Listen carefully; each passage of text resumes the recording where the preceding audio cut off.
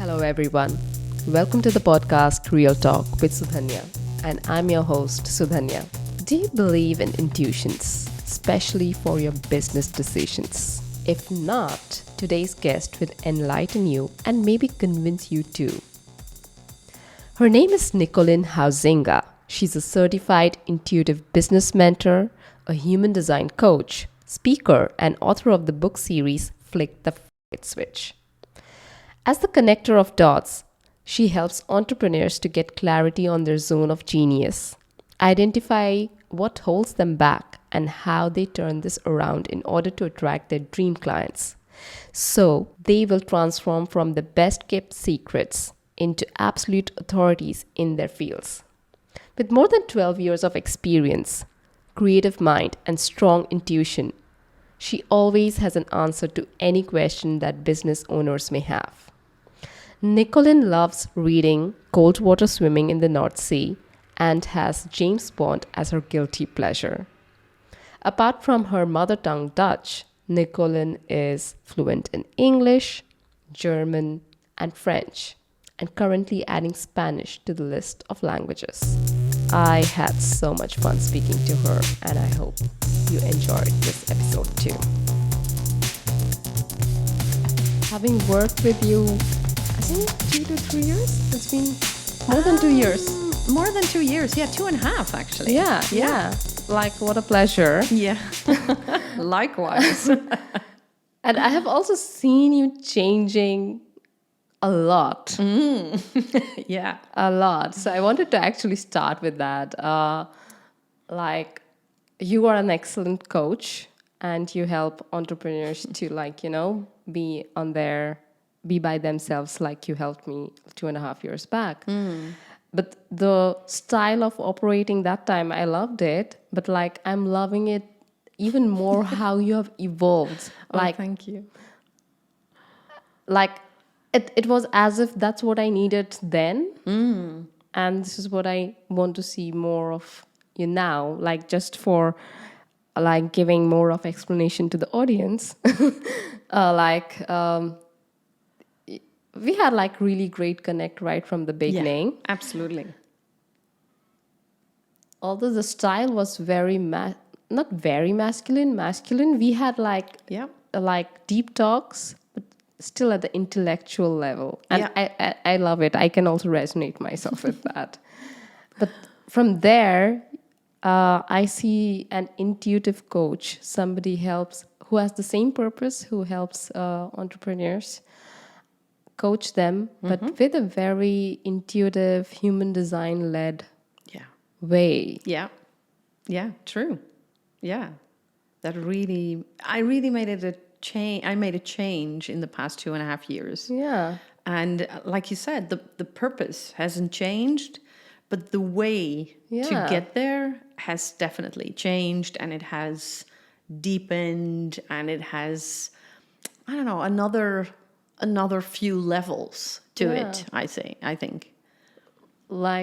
Then the first question, what happened in the last 2.5 years that you changed so much?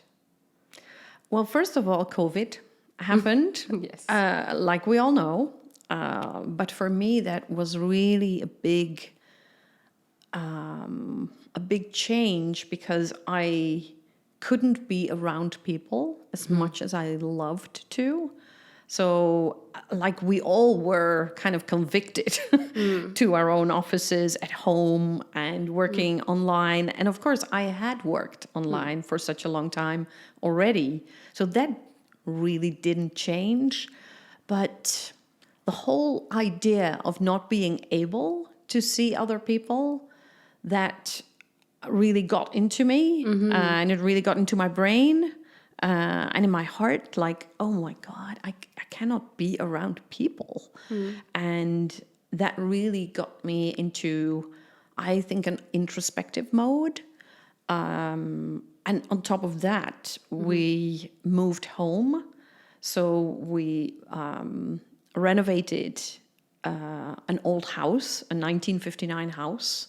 and it was stripped down just to the bare walls, and then we had to build it up again. Wow. So there was a lot of focus on changing and really looking into ourselves, in myself, like, okay, how do I move forward, basically, in this new world, and the new world being just online, and dealing with, I would say, the fear that everyone had around being around people, and people like, oh no, we should stay away from one another, and like Scared. yeah, people were scared. I was scared. So I think it had to do with that. So that was the trigger. Moving home was a huge trigger. We moved, and afterwards the house wasn't finished, so we had to finish it by ourselves, and it was an exhausting job. Yeah. It was exhausting. It was the middle of summer. We had a heat wave, Right. and it was just exhausting. So after that, I was floored, and as it happens when you are so tired and you're so exhausted, and basically in the whole COVID situation, you're like confronted with yourself, and then you start diving deep, like, what is it that I actually want? What is it that I actually need? And I had been working with human design before that already, but it was like, yeah, it's interesting. Yeah, it's nice. Like so many things that you do. Yeah. I mean, I've done So many courses that you take. exactly, Yeah. right? You take so many courses, you do a lot of assessments. So I did a lot, MBTI, Lumina Spark, Insights, all these assessments, Yeah. but they are all based on questions. Right. So you reply to the questions, which means that you can influence the outcome, right? If you give a different answer Purposely. Yeah. purposely, if you do it purposely or even unconsciously, Yeah. you influence the outcome. And I was looking for something that was like, and of course, many of them were great. I love MBTI, I love Insights, I love Lumina Spark, I love it all. And each and every one of them helped me to move forward. But when I got the human design, I was like, oh my God, this was like looking into my soul and looking into the 5-year-old me, like, this is who you are at the core. And of course, things happened during the years. I mean, I'm 54 now. Don't look like. Thank you. So things happened over the years, but this is who you are at the core. Yeah. And that's what I love about the human design bit, that it reminds you of who you were made to be. Right. And that's what happened. So that was the change when I think after the whole renovation and moving home, I kind of hit the bottom. Like, I'm so tired. I'm so exhausted. I don't want to do anything anymore. And, I coach people to be visible. Right. And I just deleted each and every single social media app from my phone because I was like, I don't want to be visible. Right. I don't want to see people. So I don't want people to see me like this. Right. And I just don't know what to do anymore. That's very confronting because, you are the visibility queen. That's how I got to know you. Yeah. You helped me with that. Yeah. And that was the crazy thing, that the queen of visibility Yeah. was invisible for months. Yeah. So that was crazy, but Yeah. it really helped me to do the reflection, to do like the real deep diving, like, what is it that I really want, and what is it that I need? And apparently I needed the time to myself and to really figure myself out again. Like, okay, what am I actually going to do? Because visibility in itself is like a superficial thing. I mean, I could have like 1 million followers and I'm visible. Yeah. But do people really see me the way I am? Or am I like contributing with my utmost value that I have to. Exactly. Because, I can create picture perfect. I can do Photoshop. I can Right. do, I don't know, 10 filters on each picture and Make it video look and make amazing. me look like 30, even though I'm 54. But it's not the real deal. No. And that's what I figured out in that time off. Like, I really want to show the real deal. Yeah. Because people get so insecure about those pictures perfect, and they compare themselves and they feel like shit, because I felt like shit when I was comparing myself to all these successful, between air quotes, people Right. showing their stuff on social media. I was like, I feel shit. And I don't want that. So that, I think it was then and there that I really got into like, okay, I want to show the real me. And that's scary, of Right. course. Very vulnerable. It's very vulnerable. Because like what you're saying about these other coaches who have this blueprint, right? Like, okay, follow these 10 steps and you will have 6-figure. Oh God, yeah. 6 steps to 6 figures. Oh Yeah. my God. It's like a cookie cutter Yeah. approach, and it's a one size fits all, but it doesn't. No. It doesn't. I mean, I have followed so many programs. I did all the steps. I ticked all the boxes. Oh, I need a Facebook group. Check. I need an email list. Check. Yeah. I need a freebie. Check. I need Just the follow whole. the algorithm that, Exactly. And at some point, I did it all, but it didn't work for me. And at some point, you really start wondering, like, what is wrong with me? Apparently, I must be doing something wrong, and I don't know what it is. And then I figured out with human design, I figured out that what I was doing and the way I was doing it was definitely not for me. So it didn't fit my design. And when I got that picture of my human design compared to my way of being visible and launching stuff, I was like, it's not even a question why it's not working. It's Right. so obvious when you look at your design and you look at the way you're trying to run your business. And it was like, oh my God, now I know. Now I understand. right. And that was, that was, of course, just the start of, okay, I want to be more of me. I want to show the real deal. I want to show people there is no such thing as a one size fits all. There is no such thing as a 6 steps to 6 figures. It just doesn't exist. Of course, there are steps to take, but you really need to know yourself first. And align to your highest self. Exactly. Really align to yourself, to who you were born to be. Right. And not who you think you should be. Yeah.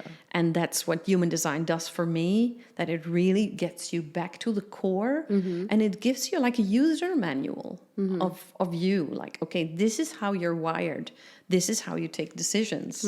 This is how you respond to other people. This is why you have so many ideas. Yeah. This is why you suffer from procrastination. Right. This is why you feel other people's emotions. Oh, wow. And that's what happens when you start diving into your human design. Right. So now the main question, what is human design, if you want to enlighten? That's a great question. So human design is basically, I would say, the space where spirituality and science meet. So spirituality as in Western astrology, the I Ching, the Chinese I Ching, the Kabbalah, and the Hindu Brahman chakra work, and the science bit is the quantum physics. Right. And it's all about energy. And that's what I love about human design. It's all about energy. And especially when you apply it to business, for solopreneurs, as I always call them, the people who are the business, it's just perfect, because when you are the business, it's all about your energy and what you bring to the table. So in order to run a business successfully, you really need to know yourself first. Right. And then you can start running a business on your own terms, because you don't have to do it the way other people are doing it. Wow. And that's how human design can help you. Right. So, yeah. So basically you have this funda of energy that flows through us, like the life energy, and how. But based on what? Like, how would you know how my energy is flowing? How would you know? Well, when you know your date of birth, your time of birth, and place of birth, you can put that on. Well, there are several websites where you can create your what it's called a body graph, Body graph. and you get your body graph, and it shows the way you are wired. It shows you how responsive you are to other people's energy, or you may have consistent energy yourself. Right. And that's what you see. So in your body graph, you will see 9 centers. And in each center, it represents a concept, a part of your personality. And whether or not it's open highly determines how you will experience the world and how the world experiences you. And it doesn't change, like, no matter No, what it happens doesn't. over No, time. it doesn't change. The only thing is that over the years we can learn to adjust things. So especially when we're trying to be something else, so we force ourselves to act in a certain way. We force ourselves to respond in a certain way, but we will always know when it's not our design. We will always know that it's something we learned because it takes more energy. It takes Right. more effort. Like, and cold calls are not my thing. and that's exactly right, because you are a generator. Yeah. And you, even though you have a defined throat center, as it's called, but being a generator means that you have a strategy called waiting to respond. So calling someone like out of the blue, like, oh, I want an appointment with you. It's for a generator, it's not going to work. No. It's definitely not going to work. And so many people think that they just need to learn and they just need to move through Yeah. being uncomfortable. Yeah, it's uncomfortable, but just you have to power through and you'll manage. Sell yourself, you know? Exactly. Like, advertise yourself, which is not bad. But No. but it just really drains the energy out of me. Yeah. So it doesn't mean that you cannot do it. Yeah. But it means that you are not made to do it. So if you follow the flow and you follow the energy of waiting to respond, a much more natural way to get clients would be networking, for instance, would be getting introduced to other people. Right. For a generator, that would be the perfect way to get new clients. But cold calling actually is meant for only for the manifestors, and manifestors are only 9% of the entire population. So we're trying something that is only made for 9% of the population. So maybe the 6 steps to 6-figure, they are among the like They 9%, could be. and they Could think be. like if you follow that Yeah. step, it just works. Like, They just could be. possibly that's the reason. Yeah, and a thing that we should remember, I think, for each and every blueprint that we follow is that the blueprint was created by a person and it worked for that particular person. Right. So it may be that you have the same design as that person, and if that's the case, by all means, It will work. try the approach. Yeah. It may work. Yeah, okay. But if you're not the same design, so if you are a manifesting generator, for instance, and you follow another manifesting generator's blueprint, it may work for you. But there are so many layers and nuances in each and every design. So it's not like every manifesting generator is the same. It's the same for generators. Not every generator is the same. But generally, for a generator, cold calling is a no-go. Right. It just doesn't work. Yeah. It feels unnatural, and people will pick up on that energy. When you feel uncomfortable and you try to get a meeting with a person, and you feel like, I'm forcing something into existence, Yeah. people will pick up on that energy and they will be Right. like, yeah, well, perhaps whenever I have the time, maybe not now, maybe next month. Right. That's Yeah. what's going to happen. Yeah. So yeah, it's really important to be aware of, okay, how am I wired? So when Right. you know, you can use it. So it's not like, oh, I cannot do cold calling. No, you should be doing networking. You should be What getting works for you? referrals. Yeah. So what you're saying is that based on every person's body graph, if they align to their energy wiring, that will help them to reach their highest potential. Just not at Absolutely. work, just not in business, just in general. In They will general. feel Yeah. Yeah. more energetic. Absolutely. They will make the best use of their energy. It's all Right. about efficient use of your energy. It doesn't mean that you cannot do those things, because you can. Because as humans, we are powerful beyond measure. We really are. And if we want, and if we put our mind to it, we can do it. But it will exhaust us. It will take so much energy. Right. Like my next question is that like right now you are using human design to help your clients to work with their energy that works best for the business. Yes. Do you find skepticism to accept this whole concept because there is a lot of like unseen the moment you pick this word spirituality and energy and body graph, it's still unseen, right? So how do you deal with that? It is. It's a great question, because I had people who were like, yeah, well, just show me. And then the funny thing is, when I only get, when I start working with a person and I start creating their human design profile, I only get their date of birth, time of birth, and place of birth. And I create their body graph and I look into it. And just this morning, I had a reading with someone, and I literally told the guy, like, I feel like I'm snooping around in your home and you don't know. But of course, you gave your consent, Right. because you gave me your date of birth, time of birth, and place of birth. But I feel like I know you when I create your body graph. And when I get those critical questions, then I'll just tell people, like, show me your body graph and I'll tell you something about you that I cannot possibly know. But I know this because of your body graph. And then I'll show it to people. And then they're like, what? How do you know this? I'm like, it's in your design.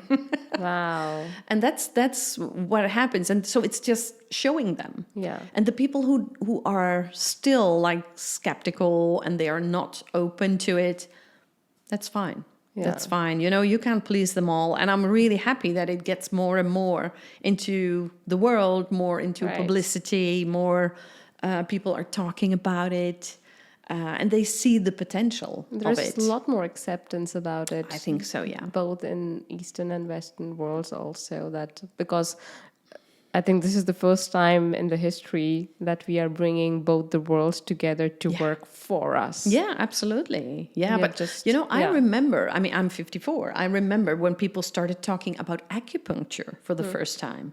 And we heard about the Chinese way of looking at the body, Yeah. the holistic way, and about the meridians in the body. Right. And I remember people like, what? Needles in your body? Meridian? What is that? And now we're like, yeah, sure, acupuncture.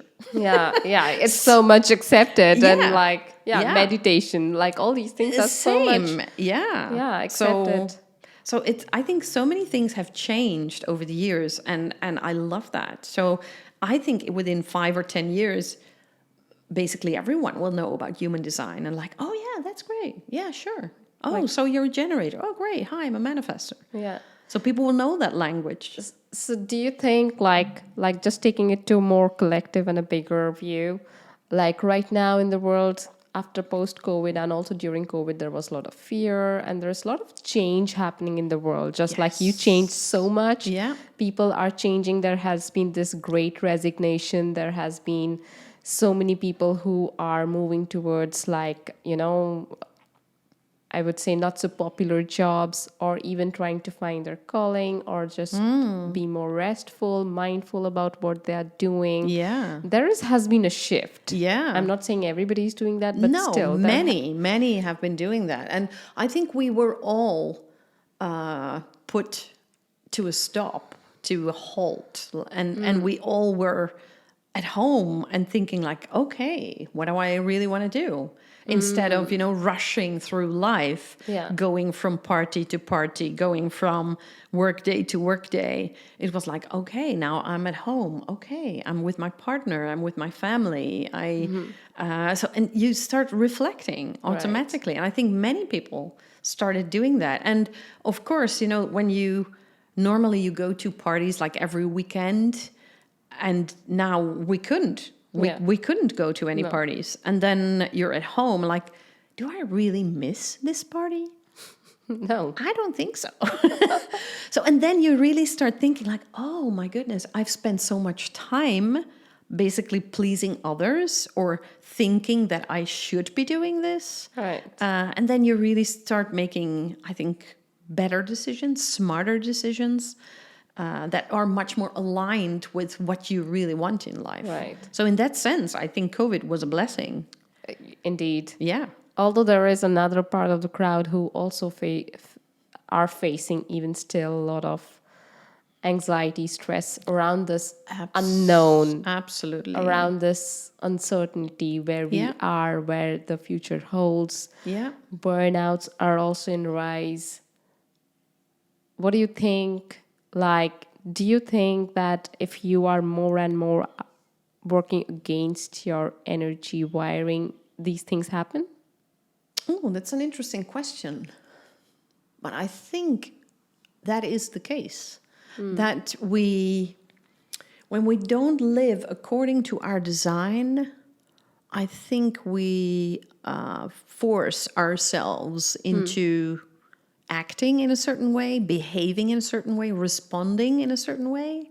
And if that's not in our design, then we force things. We force things into existence, which automatically means it costs more energy. Right. And when you drain that battery for a long time and it doesn't get recharged, then I think you might be heading for a burnout or to anxiety and Depression and all these things. depression and perhaps not even a depression, but like a lot of self-doubt, a lot of like, oh, but can I really do this? But when you are aligned with your design, you know who you are, you know how you're wired, and that's what human design did for me. It brought me so much acceptance, like, this is who I am.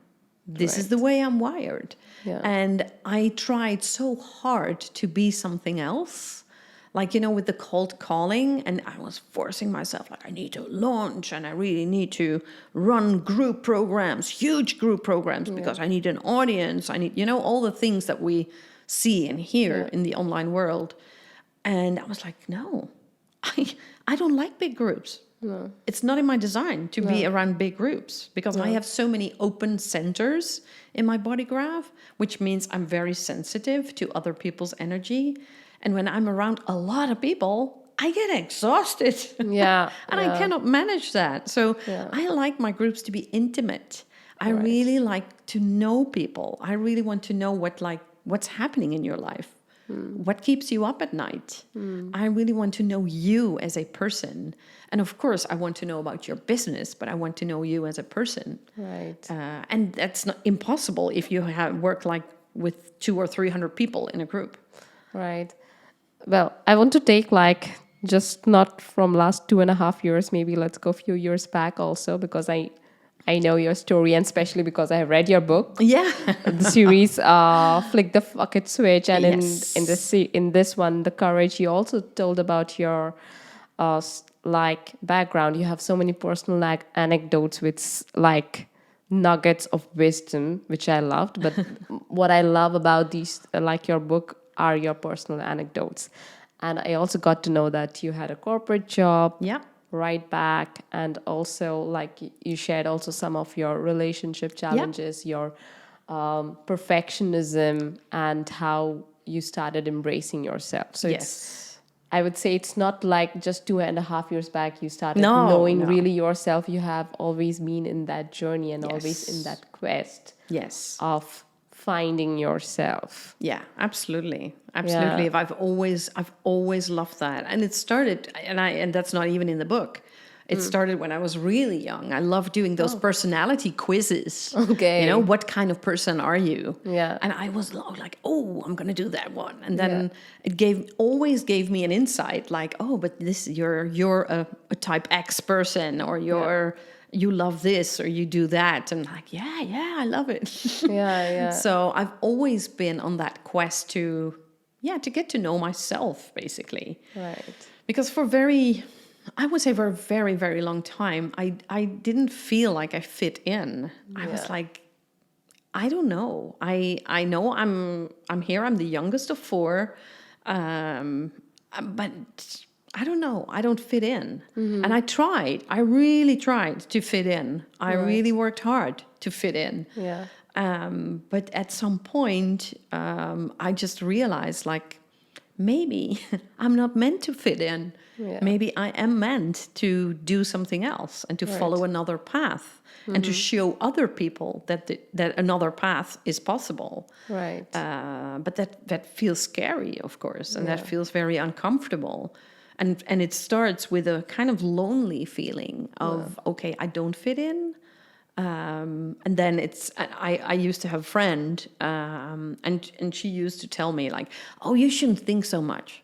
You shouldn't think so. You're overthinking things. You shouldn't think so much. I was like, I wish I was like you, I would say. Exactly. I wanted to know, where do I switch that off? Right. Where do I switch off my thoughts? But I couldn't. Yeah. I just kept wondering, like, what else is there? What do I need to know? What have I got to offer? Yeah. Is this it? Yeah. Or is this what I'm going to be doing until my retirement, or even until death? Right. I was like, oh my God, if that's the case, kill me now. I know now even more that why we gel so well, because I had exactly the same feeling right from the beginning of my life, and still I'm trying to figure out, like, am I, like, this constant question, like inquisitiveness, and like I'm glad that there is now human design that will help, and that doesn't mean that this is it, right? No, maybe no. this There's so is much not more. it. Yeah, there's so much more. But it really gave me a lot of understanding. So for my human design, for instance, I have 2 profile lines in my human design, a 1 and a 3. Okay. And the 1 is the reason why I am constantly looking for information, because that's the 1 in my design. The 1 is the explorer. It's all about it's the investigator. So it's the investigator. I'm always trying to find new information, new theories. I'm always on a quest for that. Yeah, I also have that habit, and many people in the personal development world also have that habit. And sometimes I actually question myself, like, just like you, I also have a habit of, like, buying courses, like investing a lot on these topics a lot. Yeah. And sometimes I don't even end up, like, reading them or like following them, or like have that dedication, or like lose the interest. But like, because I have so many things learning and going on, in one way it makes me very rich in knowledge and stuff like that, but in another way, many times I think, like, is it because that constant feeling of I'm not enough and I need to work on myself even harder? Am I beating up myself? Yeah, well, that's the thing with the 1. And do you have a 1 in your profile? Do you know? Can we have a look? Yeah, because I think. Oh no, you're a 2-4. Okay. You're a 2-4. Okay, I can talk about that a bit more. So I am a 1-3, and the 1 is really all about getting more knowledge, which is great because you're curious and you really want to gather information, which is great. But there's a downside to it, which is you get your confidence and your security, your feeling of security from your knowledge. And that's where it gets tricky. So when you feel like, oh, I need more information, I need more knowledge, I need another certification, it could be the shadow side of the one talking. Now you also have the 4 in your profile. And the 4 is the opportunist. And the opportunist is all about connecting with other people, and it's also about gaining knowledge and developing and growing and all of that. But the downside is, and that's the 2 in your profile, which is in human design language, is the hermit. Okay. And that means that you're retracting, and you're, well, basically going back to your own space, and like, oh no, I don't want to be around other people. I don't want to connect to other people. I need to be by myself. I need alone time. And that's where you start gathering. That's where you start gathering the knowledge. Right. Like, okay, then you feel like you're doing something useful. Because we were all raised, I think, with the idea of, okay, doing nothing means you're lazy. So you need to start doing something. Right. But so for me, it's the 1 of, okay, I need more knowledge. I need more knowledge. I need more security. For you, it's, I need time to myself, but I need to use the time wisely. Yes. So it's not like I can just lie down and I hate that. Yeah, but that's a concept. Also, downside of like not being able to feel restful at all, like never feel relaxed, because there is this constant, like your mind, heart, everything is working. Yeah, like that's interesting. That really just flashed a recent event that I have faced, because you were talking about knowledge, and some people like just thrive on it and they want certifications and stuff like that. And I never kind of like, I like to study, but not for a stamp as such, you know? Yeah, me neither.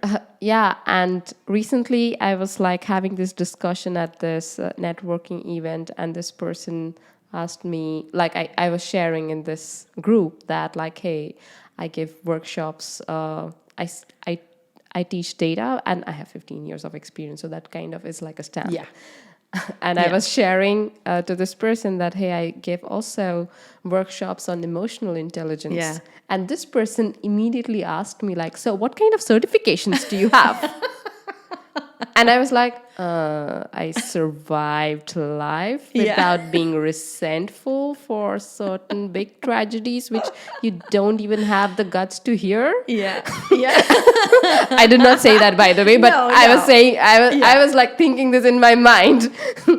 And like, if you want like a certification for that. And that really made me that moment realize like the fakeness of certificates. It's true. Yeah. If you are not really doing the inner work.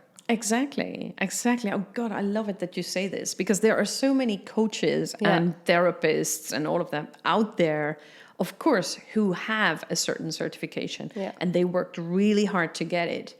But it doesn't automatically means that they are great at what they do. I mean, I have been with coaches who didn't have a certification at all, and they were freaking amazing. But I've always also been with coaches who had like an ICF certificate, and I don't even know the words anymore. So they had all the stamps and the labels and the certificates, and they sucked at being a coach because they didn't do the inner work.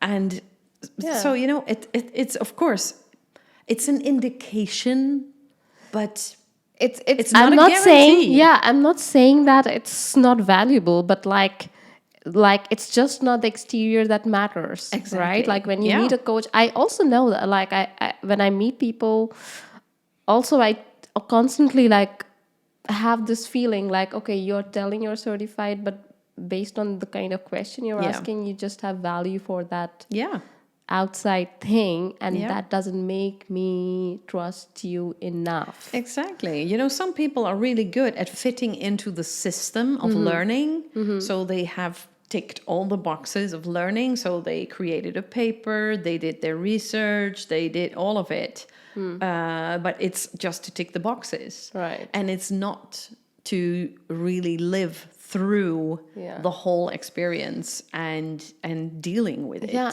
and that's why, like what you mentioned, what you went through last year specifically, that you went through this whole like downtime with yourself to do that work, to find it for yourself. So you can't always be in this delivery mode. No. Like if you really need to align with yourself, you need to take that time to find your calling, or like to replenish your energy, and for sure. and just not learn. You gave me this advice, very valuable, and I had actually written it down and kept it next to my bed, is that knowing is not doing. Yeah. True. It's true. Yeah.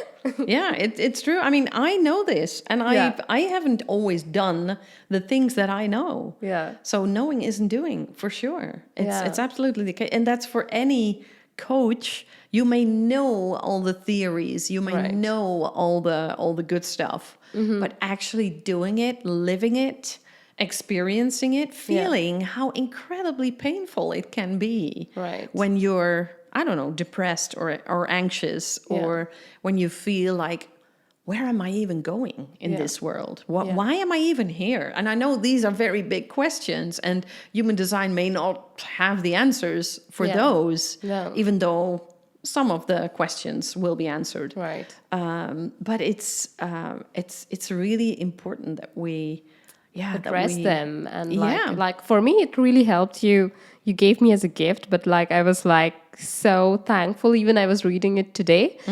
It actually has a section about what's your purpose in life. And that's my constant question in life every single day. Like constantly realigning to that, and constantly like living it. That is what matters, to live by it. And that does need, like, I can get like why I'm in that too, like alone time, and like because I have this constant need to realign as well. And it helps. It really helps when you know. It really helps to know your purpose, because every action that you take is like checking in with the purpose. Like, is this contributing to my purpose? Right. Is this... You know the priorities in life, because like right now what the world is dealing, that there are so many options to choose from. Like you can learn anything just at the, like it's in your phone, like right in your hands. You can learn, I don't know, skydiving, to like learning Spanish, like Japanese, any kind of skill, and you know it, but like absolutely, what's priority? Because you just have finite amount of hours and energy to spend your lifetime in. Yeah, for sure. And of course, you know, many people, especially in the online space, are so experienced at making you feel like you need all of that. Like, oh, but you know, one of my cousins is in his late 20s, and he was like, oh, but I need to travel the world. I need to go backpacking to India. I need to do skydiving. I need to do bungee jumping. I was like, why? Yeah, but so many people are doing it. So but do you want to do it? And he said, no, I'm afraid of heights. So, okay. So don't do the skydiving. Don't do the bungee jumping. You don't have to. No. And I think that is the most valuable advice that people can give you. Like, when you know your human design, you don't have to. No. You know? That's so and you don't feel guilty about it. Exactly. Yeah. That's so important, that you feel like, okay, I did a reading, I think it's now almost 2 years ago. I did a reading with one of my clients, and she's a manifesting generator. And manifesting generators are the multitaskers, the multi-talented people, and they can do just everything and anything. And they have so many different interests. For the world around them, it can be really confusing. Like, What are you all about? Is it this or is it that? Is it that? So manifesting generators often get from the people around them, like, oh, make a choice, just choose one thing, Yeah. choose one thing and go with it. But actually, that's the worst advice you Yeah. could give to a manifesting generator, Right. because they need all these different projects to burn off the energy. So Right. basically, when we did the reading, I literally told her that, like, you need those different projects to burn off the energy.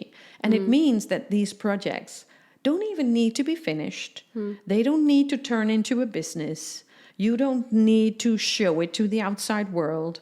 This is just to burn off energy and to learn stuff from. Perhaps you don't learn a thing, but you just burn off the energy. Right. So by all means, please don't choose. Yeah. Don't choose just one thing. Do all these things because you love them. Yeah. And you would get so bored if you would only choose one thing.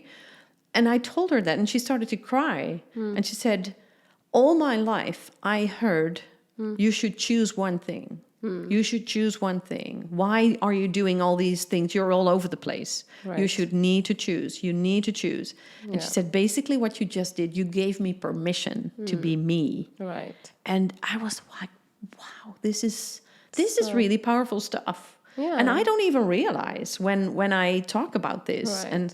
and with this whole manifesting generator thing. And I told her, like, you don't have to choose. Please don't. You need all these different projects. And she was like, oh my God. Oh my God. And that's such a big thing Right. for people that, we try To have be the knowledge, self-knowledge, and there are so many tools.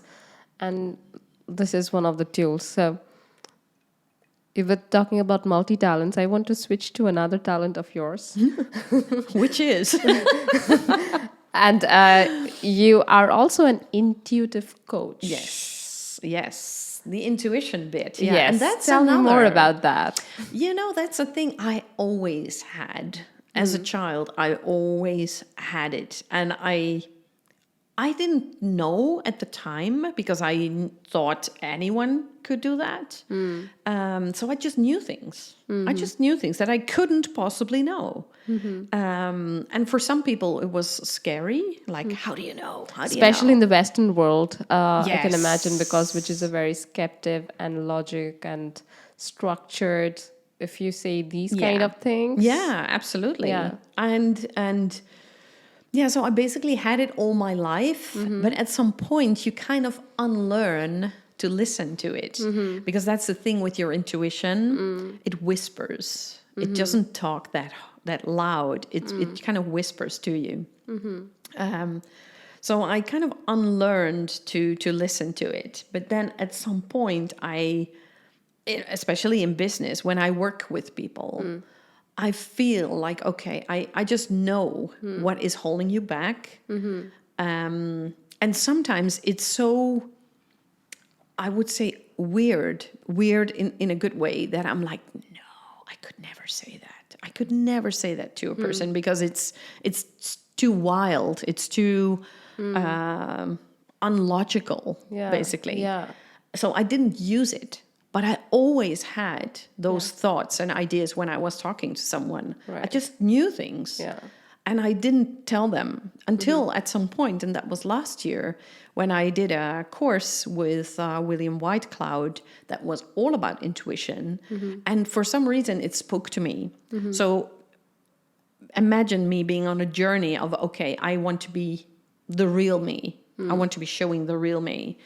And that I had been on that journey for over a year then.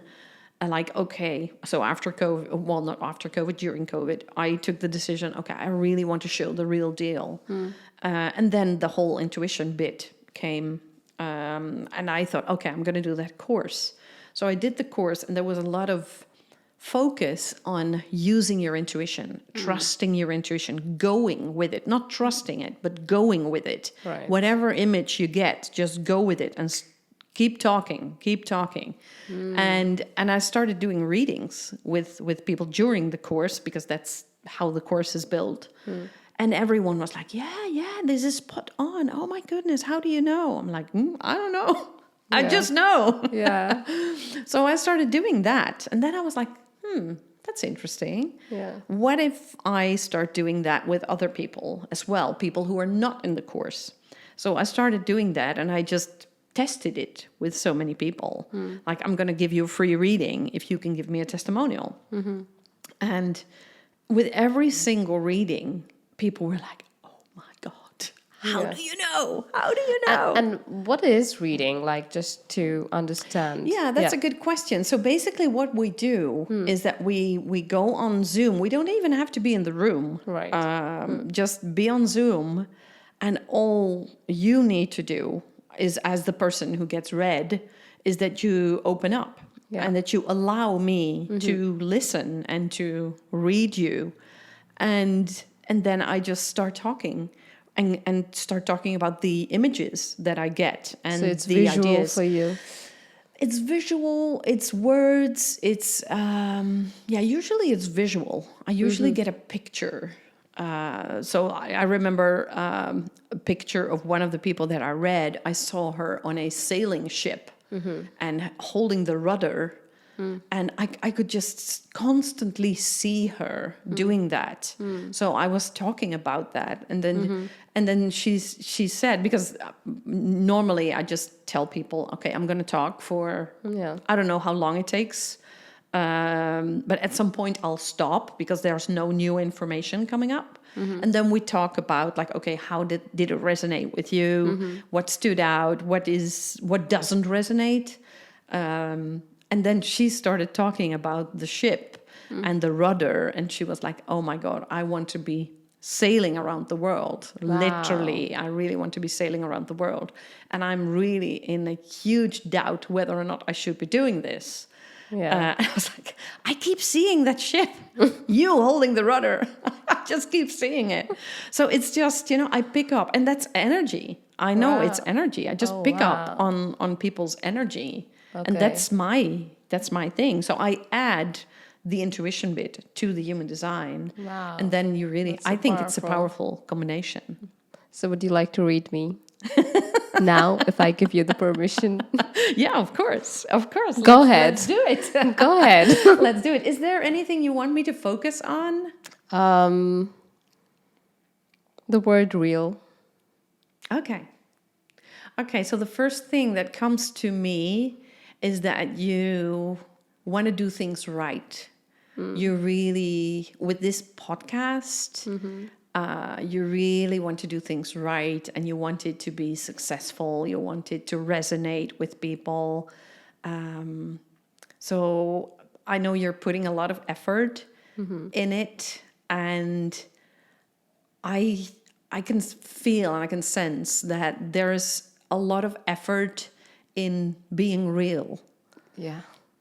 And you don't have to put so much effort in being real. You can just relax and just be yourself. Because there's now too much energy of but I'm working hard to be real. Yeah. Like sometimes I'm constantly thinking about this topic. Like, okay, am I being myself constantly in this venture? Yeah, that's what I can sense. Yeah. That you're working hard to be real. Yeah. And you don't have to. Yeah. You can just sit back and relax and just be yourself. And because that's what you are. Yeah. You are yourself, and you can trust yourself that you are real. Yeah. So you don't have to make such an effort. Yeah.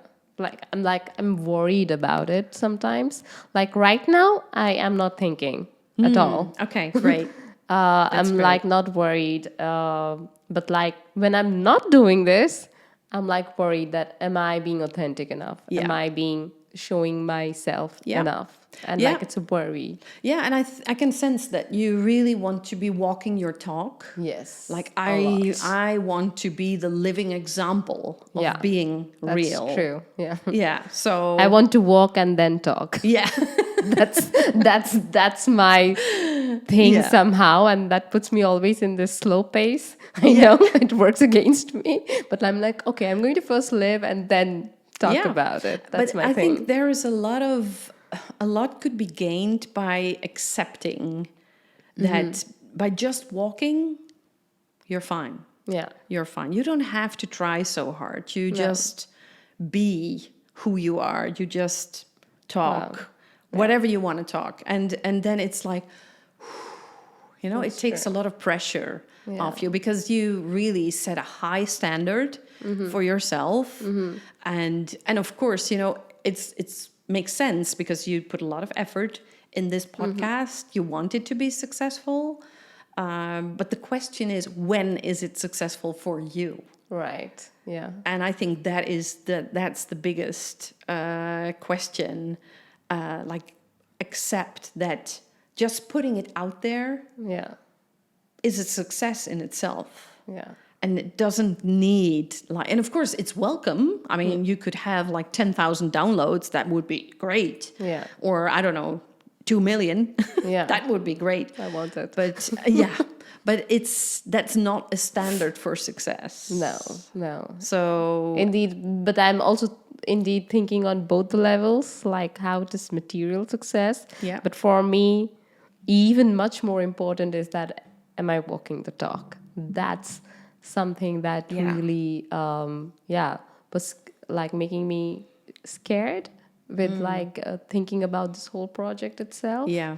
But like now, what you're saying, it does resonate with me that I'm slowly sinking in. I'm like, it's always, this is the 7th episode and I already know that I am much more at ease than my first one. Yeah, of course. So which I know that if I am on my 14th one, I'll be much more at ease than this. And it's a constant evolution. I can't reach my 100th episode me now. That's it. No, you need episode number 7 and 24 and 38 in order to get to that state of understanding that you do walk the talk.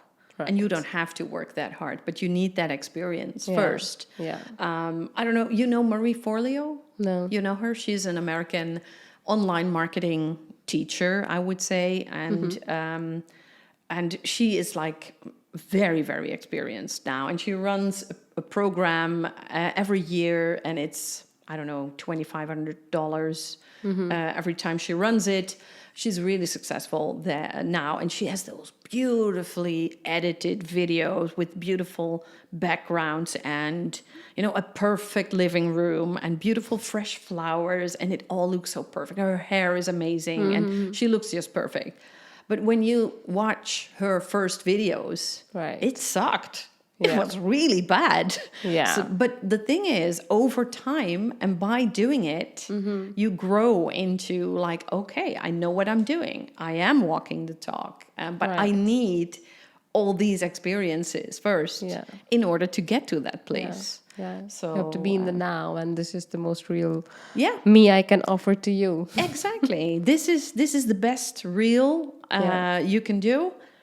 And over time, it will get better. Yeah. That's a relaxing thought, I think. Yeah, it is. And thank you so much. You did say something very important to me right now. You're welcome. You're welcome. Okay. Yeah. So, maybe one last topic I wanted to pick up on was still on energy. Yeah. And you recently, actually, by the way, for the audience, we tried to shoot this quite a few times. Yeah. This episode would have been almost first or second, but it landed up being 7th. Yeah. Because of quite some reasons. But one of the reasons that when you had COVID and you had this drastic loss of energy, and was also a huge moment for you, for certain realizations on the topic of energy. Yes. Would you like to share? Yes, absolutely. So I had COVID. I was really sick. I had high fever for a week. And afterwards, I lost my energy for weeks on end.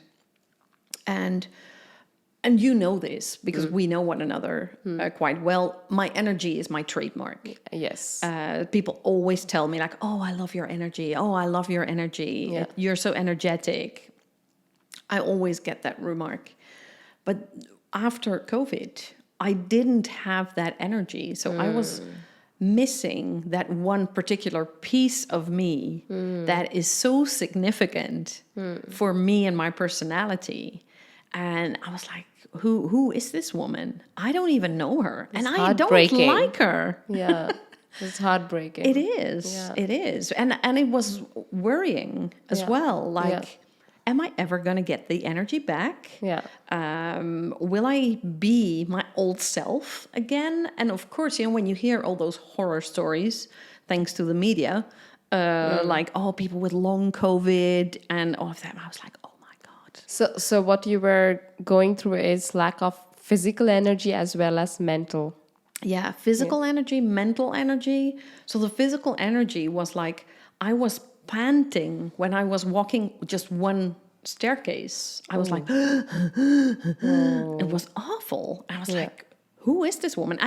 Before I got COVID, I went to the gym like 3 times a week. Right. I do cold water swimming every Sunday or every weekend.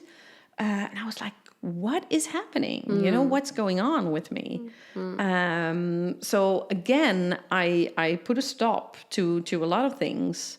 And I thought, okay, first thing, I need to regain my energy. That's my main focus. I need to regain my energy. So which means I have to focus on a few things. Sleep. I really need to focus on sleep. I need to focus on hydration because that's one of the crucial things. And I need to be outside. I need to go into nature. And for me, I live really nearby the beach. So it's only 6 kilometers. So going to the beach it's my happy place. I love it. That's why I loved doing the cold water swimming. I do that in the North Sea, which is great. So I started doing that in January. The water, 5 degrees centigrade, really, really cold. Yeah. But it's lovely. And it's really, the beach is my happy place. So I focused on these things to really start regaining my energy again. Right. And then I started wondering, again, human design is all about energy. So I was like, what happened before I got COVID that apparently my energy was so low that COVID could hit me? So I was really having a long, hard look in the mirror. And I realized that I wasn't really following my design. Right. And I wasn't doing the things that really light me up. I'm a generator. I need to do things that give me joy. I need to do things that light me up. And there were too many things that didn't light me up anymore. No. So I really had to say goodbye to those things. But it was a hard moment because I was like, oh my goodness, I know Yeah. my energy was already low before I got COVID. Wow. And perhaps that was the reason why I got it, because my energy was so low already. But then afterwards, it was like below zero. Like you were not doing things that were aligned to you, or at least it had done the work for you and you had to move on, and Exactly. you had a hard time to recognize it, and hence COVID hit. Yeah, exactly. Very exactly. interesting. Yeah, and that's a part of my design as well. I Yeah. have an open splenic center, which means that I can read people. Yeah. So that's the great bit. Yeah. But having an open splenic center also means that you hold on to things for a very long time. Yeah. And you hold on to things that are not necessarily good for you. So that's the downside of having an open splenic center. And that's what I did. So I held on to things because it was like, oh yeah, but I think I like doing it, and the people are so nice. And at some point I was like, yeah, I do it because I like the people. But it's not the thing that I like so much anymore. So I really need to be aware of where my energy goes. Yeah. So first of all, I started focusing on these 3 elements like nature, sleep, hydration. And then I started to realign with my design again. Like, okay, I have to do the things that light me up. Right. And what is that? That is focusing on human design, working with my clients from a human design perspective. Right. It's all about accountability. I love to help people to get things done and to hold them accountable and check in with them. Like, where are you? Where do you need any help? How can I support you? You're very good at it, by the way. Yeah. Yeah. So that's what we do. Yeah. That's what we do. And that's what really lights me up. Yeah. So and that took, again, some decisions like, okay, I'm not going to do this anymore. I'm not going to do that anymore. Yeah. But I'm going to be doing that instead. And that's it's a very painful process to go through. So you can't still easily say no once you have realized. Is it difficult for you to say no? Yeah, it's very difficult for me to say no because I have so many open centers in my body graph that I pick up on other people's moods and energies all the time. So when I say no, so I'm adapting. So when I say no, I can feel and I know what they think. And if the thoughts about me are not that nice, I don't want to make that happen, of course. So I'm pleasing. Yeah. And I'm like, oh no, I'm just gonna, of course I can do it. Yeah, sure, I can do it. Yeah, yeah. But that's the thing. I really need to be aware of that. Am I saying yes because I feel that it lights me up? Or am I saying yes to please the other person? Wow. And that's the big realization that I had. Like, okay, I really need to be more aware of my design. And which goes to say that even though I know human design, now it's almost 4 years that I know about human design. But it still has so many layers and so many levels. Yeah. So, another level, another devil. Yeah. So when you think you have mastered something, comes a bigger devil. That will be the next level. Yeah. So it's, and it was a very good thing that I needed because it forced me to take very drastic decisions. Like, I'm not going to do this anymore. And I'm not going to do that anymore.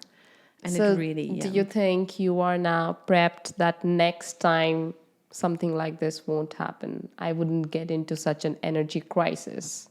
I think so, because what I do now, I check in with my energy all the time. So I learned and I studied a lot about energy, what happens to energy. So I read an amazing book that I can highly recommend to the listeners, which is by Simon Alexander Ong. And it's called Energy. And it's an amazing book. And of course, the content, if you're in the self-development mode, it's not new. But the way he combines all the knowledge is really interesting. And now I'm reading a book by James Nestor, and it's called Breath. And that's all about breathing and what breathing does for you and what it does for you energy-wise. And it's so interesting. Wow. It's so interesting. Wow. So I've been really focusing on the energy bit. Right. And now I'm also focusing on the energy bit in my coaching. Like, I'm going to bring that to the coaching. Like, okay, where are you on your energy? Right. And I really want you to check in with yourself. Like, where am I on my energy? What's my energy level? Right. And if it's very low at the end of the week, so let's have a look what happened during the week. Right. And let's monitor your energy during the week and see how we can keep it at an acceptable level, because there should be like a walk away point when your level of energy is so low that we should really fix that. Yeah. So it's important to really be aware of your energy. So it's, again, and I love that about life, that you get so many lessons and you bring them all to your life and you share it, you pass it on. And for me, I bring it to my coaching. I'm like, okay, this is even adding another layer. Yeah. So first it was the human design bit, then it was the intuition bit, now it's the energy bit. Right. So there will be new aspects layers, all the time. The unseen elements of being, you know, a true you. Exactly. Yeah. And I think that's a lot about leadership as well, like to first to learn about yourself, and then you can lead others through coaching or whatever you're doing. Absolutely. Yeah, I think that's so true. You really need to lead yourself first before you're able to lead others. Yeah. So yeah, and for me, human design, intuition, energy, it's all a big part of it. Yeah. So And I love it. Thank you yeah, so much, thank Nicoline. you. I just loved our conversation. We can go on for hours. Yes, we could. I have no idea of the time. I think we went above, an hour, 10 minutes. Okay. So, like, it's still within time. Okay. So, on a final note, I wanted to do this final real question round. I'm a bit nervous now. In tune with your own Yeah, of energy. course. Breathe. Breathe. Sure, go ahead. And what I'm going to do is, like, I'm going to give you some one-liners or questions and use your intuition Okay. to give me a one-liner back. Okay. And, like, not an explanation, neither. We are going to have a discussion around Okay, it because great. there are, like, so many topics we can't ever finish talking Yeah. about them. I love it, but, like, also I wanted to time box. Okay, great. So that one-liner does represent your true energy. Okay, right? great. Go ahead. Ready? Fire away. Okay, so the first question that I am going to ask you is about body positivity or body neutrality. Body positivity. Yeah. Porn is healthy. No, it's not healthy. But it's healthy to watch sometimes. Yeah. It's not that bad to watch, but it's not, no, it gives you a weird idea of how sex should be. And I think especially for young people, it's bad to see that because they get an idea of, okay, this is what it should be. And they don't get the whole picture. So in that Wrong sense, I would expectations. say no. But Yeah. whatever floats your boat. Okay, keeping with the theme. Yeah. Casual sex or committed sex? Committed sex. Yeah, definitely. Which means I know the answer. Friends with benefits work. That's the question? Yeah. Do friends with benefits work? Yeah. They do. As long as it's committed. Yeah, as long as it's committed. Yeah, as long as it's committed. Yeah, but I mean, for a friend, for me is committed. So that's not just casual sex. It's Right. yeah. So yeah, Emotions are weakness. no, no. Emotions are power. Great. White men rule. Unfortunately, yes. Yeah, unfortunately, yes. They still do, but not for long anymore. I hope. Let's see. Black Lives Matter movement made me more aware of reality. Yes, absolutely. Absolutely. It made me much more aware of the hidden racism that I even practice, even though I'm not aware of it, even though I'm against it. I am against racism. But it really made me... And there were many eye-openers during that time when I was like, oh my God, this is what I do too. So it was good that it happened. It was very, very painful, of course, for many people. But it, definitely offered many eye-openers. Yeah.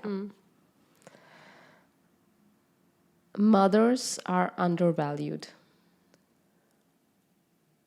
I don't feel undervalued as a mother. No, I don't think mothers are undervalued. I think it's By the society. by society. Yeah. By society, yes. By society, yes. Especially when we look in the Netherlands, when we look at stay-at-home moms, we kind of look at them like, what is wrong with you? Why are you not working? So in that sense, by society, yes. Yeah, I would say yeah. But fathers are undervalued too, in that sense. Fathers are definitely undervalued because I remember when my son was born, he's almost 18 years now. And I got all the attention. I had a cesarean. So, and of course, that's an operation. Yeah. So people were like, oh, how are you? And everyone was very, very concerned for me. But my husband was there, and he had been part of the whole process. So he had witnessed his wife being taken to surgery, his son being born, being taken away to that special department for kids. And and no one asked him how he was doing. Wow. So I think fathers are very undervalued too by society. That's very powerful. That's Yeah. very powerful indeed. Okay. Maybe the last one. Keeping with the theme. Okay. Parents fuck up their kids no matter what. Yeah, absolutely. Absolutely, we do, because we're human. We're Right. human. We are children ourselves. We are still children. We have the wounded child in us, and so we fuck up our children. Yeah, we do, but we don't mean to. Yeah. But we try our best, and but we have to realize that's what we do. Yeah. So no hard feelings for your own parents. Right? No, exactly. No hard feeling, because they're human, and with the knowledge that they had at the time, they tried to do their best. Yeah. And I tried to do my best, but I'm sure I made huge mistakes with my kid. But we're human, and he will make mistakes too. Right. So Yeah. that's what we do. Very powerful. Yeah. Well, Nicoline, it was a pleasure, absolute pleasure. Thank you. Sharing this space with you. Thank you. Your energy, your intuition, the human design. My report got a bit more insights, did not leave a chance to get more insights. So thank you so much for giving me this opportunity to have this lovely discussion. Thank you for having me. It was a real pleasure. And like you said, we could go on for hours and hours. So on a final note, I'll just give you a hug and bye for now. All right. Thank you. Bye.